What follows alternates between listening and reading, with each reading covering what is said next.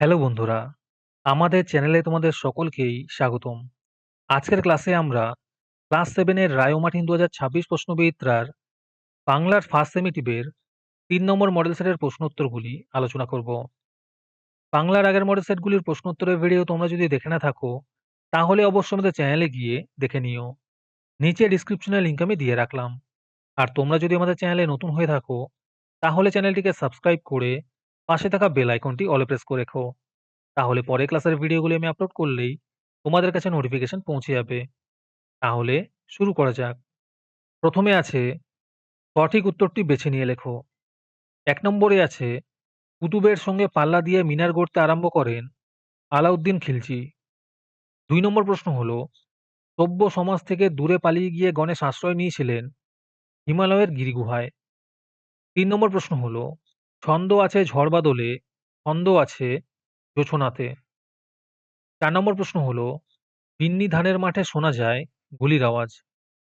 ১ এর ৫ নম্বর প্রশ্ন হলো যেসব তৎসম শব্দ বাংলা ভাষায় গৃহীত হওয়ার পরেও উচ্চারণ বিকৃতির কারণে রূপ বদলেছে তাদের বলা হয় অর্ধ তৎসম শব্দ। ১ এর ৬ নম্বর প্রশ্ন হলো কাগজ শব্দটি বিদেশি শব্দ। ১ এর ৭ নম্বরে আছে কোনটি তদ্ভব শব্দ? এর উত্তর হবে কার্য। ১ এর ৮ নম্বরে আছে ঘাঁটা শব্দটি হলো দেশি শব্দ। আজকের সমাধান করা মডেল সেটটির মূল্য মাত্র ৩ টাকা। তোমরা আমাদের হোয়াটসঅ্যাপ নাম্বার 7501121499 এ যোগাযোগ করে এই মডেল সেটটি নিতে পারো এবং পরবর্তী মডেল সেটের ভিডিও পেতে আমাদের ইউটিউব চ্যানেলটি সাবস্ক্রাইব করে রেখো এবং অ্যাডভান্স নোটিফিকেশন পেতে আমাদের হোয়াটসঅ্যাপ চ্যানেল জয়েন করতে পারো। ডিসক্রিপশনে লিংক দেওয়া রইল, তোমরা সেখানে গিয়ে আমাদের হোয়াটসঅ্যাপ চ্যানেল জয়েন করতে পারো। তারপরে ২ নম্বরে আছে নিচের প্রশ্নগুলির অতি সংক্ষেপে উত্তর দাও। ২ এর ১ নম্বর প্রশ্ন হলো আত্মকথা গল্পটি কার জীবন কথা? এর উত্তর হবে রামকিঙ্কর বেইজের। ২ এর ২ নম্বর প্রশ্ন হলো জলের ছন্দে তাল মিলিয়ে কারা পাড়ি দেয়? এর উত্তর হবে নৌকা ও জাহাজ। ২ এর ৩ নম্বরে আছে ২১-এর তাৎপর্য রচনায় ২১ বলতে কোন দিনের কথা বলা হয়েছে? এর উত্তর হবে ২১শে ফেব্রুয়ারি ১৯৫২ সালের কথা বলা হয়েছে। ৪ নম্বর প্রশ্ন হলো ২১-এর কবিতায় কোন কোন লোকগানের উল্লেখ আছে? এর উত্তর হবে জারি সারি ভাটিয়ালি মুর্শিদি লোকগানের উল্লেখ আছে। ২ এর ৫ নম্বর প্রশ্ন হলো তৎসম শব্দ কাকে বলে? উদাহরণ দাও। এর উত্তর হবে যে সমস্ত সংস্কৃত শব্দ বাংলা ভাষায় অবিকল, অবিকৃত বা অপরিবর্তিত রূপে গৃহীত বা ব্যবহৃত হয় তাদের তৎসম শব্দ বলে। যেমন গৃহ, পিতামাতা, সূর্য, চন্দ্র ইত্যাদি। ২ এর ৬ নম্বরে আছে শূন্যস্থান পূরণ করো। প্রথমে হবে মৎস্য, তারপরে মৎস্য আর তারপরে মাছ হবে। ৭ নম্বরে আছে শূন্যস্থান পূরণ করো।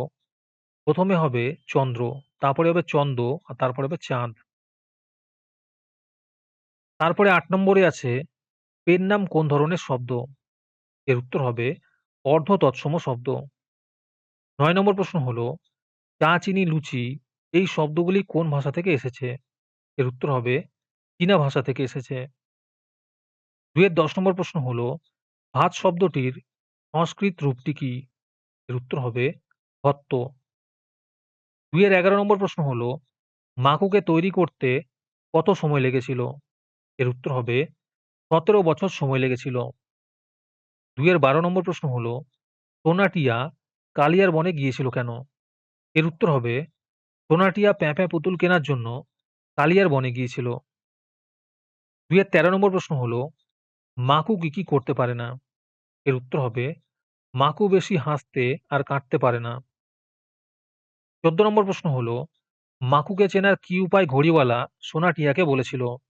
এর উত্তর হবে সুন্দর লালচে কোকড়া চুল, ছাই রঙের চকচকে চোখ আর নাকের ডগায় কালো তিল দিয়ে মাকুকে চিনবে। তারপরে ৩ নম্বরে আছে নিচের প্রশ্নগুলির সংক্ষেপে উত্তর দাও। যেকোনো ৪ টি করতে বলেছে। ৩ এর ১ নম্বর প্রশ্ন হলো খোকন কিভাবে মেঘের ছবি আঁকতে গিয়ে বেকুব হয়েছিল? আজকের এই সমাধান পর্বটি তোমাদের উপকারে এসে থাকলে অবশ্যই চ্যানেলটিকে সাবস্ক্রাইব করে আমাদের পাশে থেকো। এবং পরবর্তী ক্লাসটি তোমাদের কোন বিষয়ের উপর প্রয়োজন তা কমেন্টে আমাদের লিখে জানিও। ৩-এর ২ নম্বর প্রশ্ন হলো, মূর্তি গড়ার ইতিহাসও খুব মজার। মূর্তি গড়ার ইতিহাস সম্পর্কে লেখক কি জানিয়েছিলেন?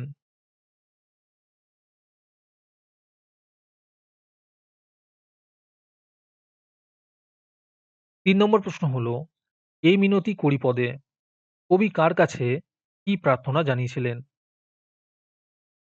এই উত্তরগুলো সুন্দর করে দেওয়া আছে, তোমরা একটু দেখে নিও। ৩-এর ৪ নম্বর প্রশ্ন হলো, মাতৃভাষায় কবি তার ভাষার কাছে ফিরে আসার সঙ্গে কোন বিষয়ের ফিরে আসার তুলনা করেছেন? ৫ নম্বর প্রশ্ন হলো, ও মশায় অমন বিকট শব্দ করছেন কেন? তার কোন কাজকে বিকট শব্দ বলা হয়েছে?